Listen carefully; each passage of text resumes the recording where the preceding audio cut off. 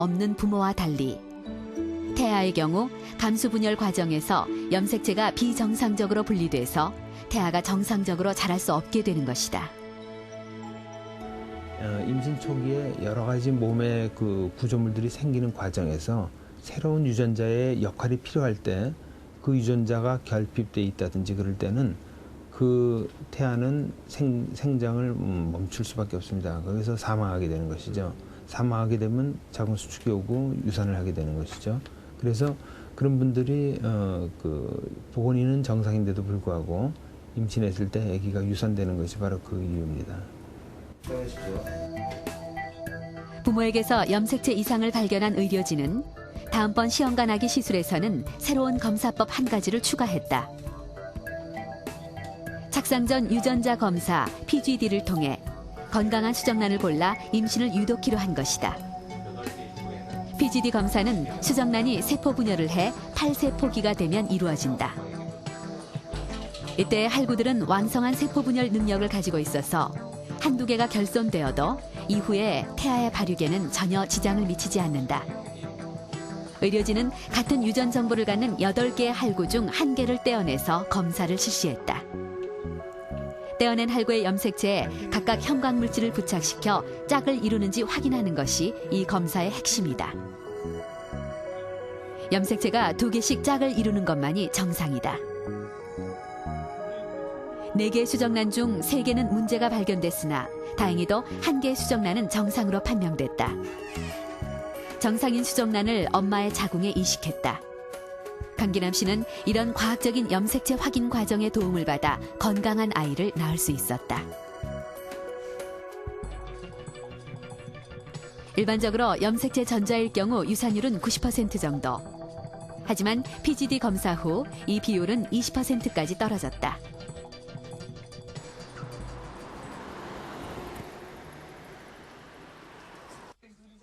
지난달 시험관 아기 시술로 쌍둥이를 출산한 신선화 씨. 그녀는 요즘 하루하루가 꿈만 같다. 집안 대대로 내려오는 유전 질환을 아이들에게 대물림하지 않아도 되기 때문이다. 아이고 싫어. 아이고 싫어. 선생님 싫어. 신선화 씨는 근이양증을 앓는 남동생과 외삼촌이 있다. 근이양증은 근육세포가 손상돼 몸이 점점 굳어져 마침내 사망하게 되는 병이다. 여성과 달리 남자에게는 아주 치명적인 유전병이다. 5살 정도부터 좀 걸음걸이 모양이 이상하고 초등학교 들어가서 이제 잘 걷지 못하고 그리고 이제 초등학교 한 고학년 정도 됐을 때는 이제 앉아서 생활하고 한 중학생 정도 되면 이제 자꾸 눕게 되는 거죠. 신선아 씨 역시 근이양증 보인자다. 아들을 낳으면 이 병에 걸릴 확률이 50%나 된다. 때문에 양수검사와 임신 중절 수술을 경험했다.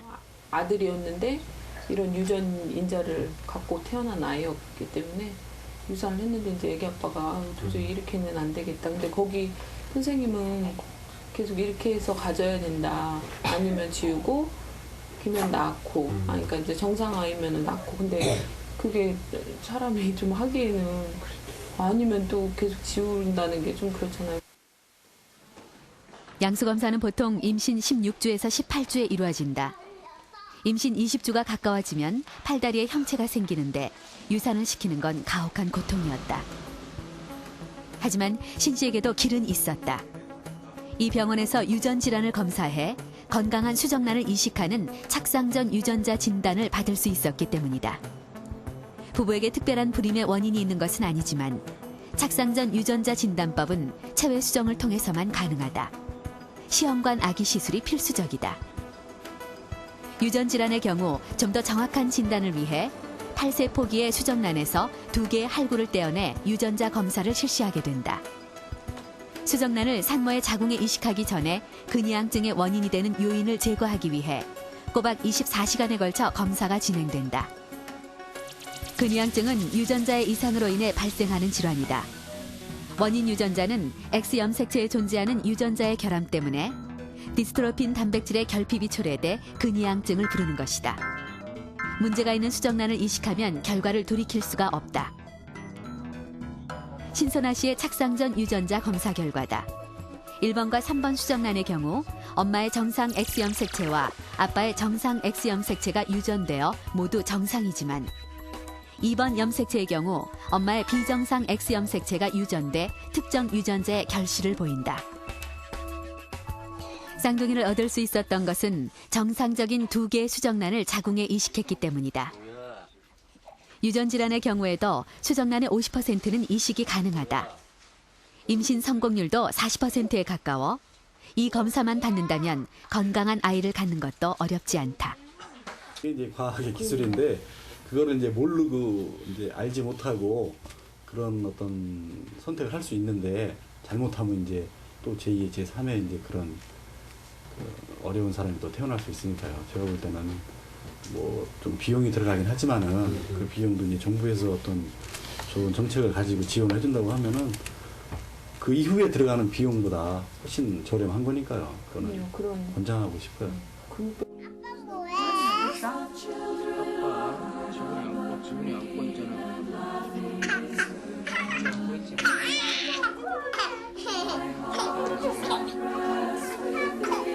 까르르 웃는 아기의 얼굴을 보고 있노라면 불임과 싸워온 힘든 세월이 모두 씻은 듯이 지워진다고들 말하는데요. 지금까지 우리가 만나본 부부들은 어려운 조건에도 불구하고 모두 임신과 출산에 성공했습니다. 그러나 이들의 성공 뒤에는 첨단 불임 치료 외에도 공통점이 한 가지씩 있습니다. 그게 무엇인지 한번 들어볼까요? 한 1년 정도 기다렸다가 안 생기니까 검사를 해봐야 되겠다. 결혼하고 한 6개월 계속 병원은 계속 꾸준히 다니고 있었거든요.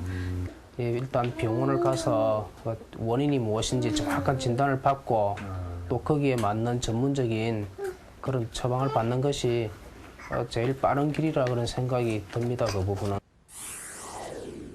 네, 이분들은 모두 조기에 병원을 찾아서 불임의 원인을 일찍 찾아내 적극적인 치료를 시작했습니다. 이 최첨단 불임 기술도 시술한 환자의 상황이 좋을수록 효과를 발휘하는 법인데요. 특히 불임 치료에 있어서는 시작하는 시기가 무엇보다 중요합니다. 시험관 아기 시술을 받은 여성들의 임신 성공률입니다. 연령이 높아질수록 성공률은 급격히 떨어지는 것을 확인할 수 있습니다.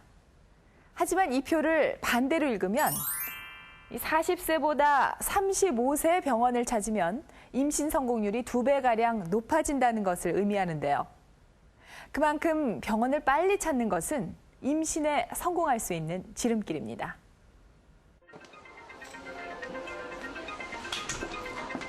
국내 불임 부부들이 처음으로 병원을 찾는 시기는 언제일까?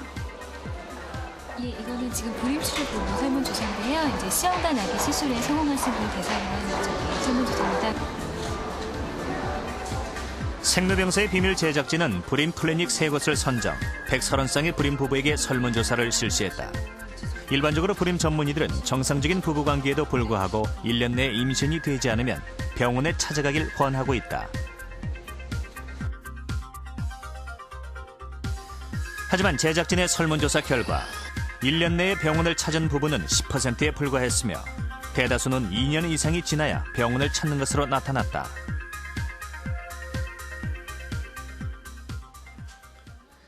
임신 32주째인 박준자 씨 역시 결혼 초기엔 병원을 찾지 않았다. 결혼하시고 아이가 이제 안 생긴다 이런 생각을 갖게 되신 거는 언제부터 오셨어요? 처음에는 아기를 천천히 가지려고 이렇게 좀 시간을 뒀기 때문에 가지려고 그랬던 게 한 결혼하고 4년, 5년 그때 가지려고 그랬는데 그때 안 생기더라고요. 가지려고 그랬을 때. 임신을 계획한 지 1년 후 병원을 찾은 부부. 불임의 원인은 박준자 씨의 자궁 내막증 때문이었다. 박준자 씨 부부는 시험관 아기 시술을 곧바로 시작했다. 2번의 실패가 있었으나 마침내 3번째 임신에 성공했다. 임신 시도 1년 만에 병원을 찾았기 때문에 기회를 놓치지 않은 것이다.